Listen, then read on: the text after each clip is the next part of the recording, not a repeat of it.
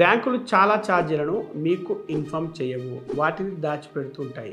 అవేంటంటే maintenance fee, ATM withdrawal fee, SMS alert ఛార్జీలు, ఇంకా మీరు మినిమమ్ బ్యాలెన్స్ మెయింటైన్ చేయకపోతే వేసే పెనాల్టీలు ఇలాంటివన్నమాట. మినిమమ్ బ్యాలెన్స్ లేకపోవడం వల్ల రూ. 200 నుండి రూ. 500 వరకు ఛార్జీలు వసూలు చేస్తూ ఉంటారు.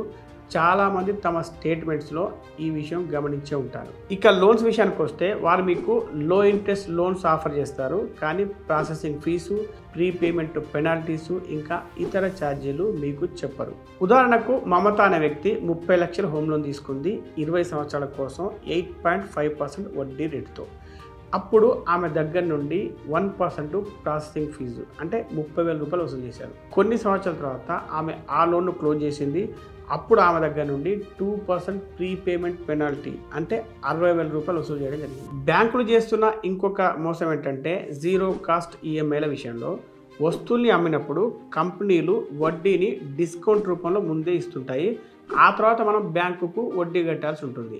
అందువల్ల మనకు వడ్డీ జీరో అవుతుంది కదా అని మనం అనుకుంటాం.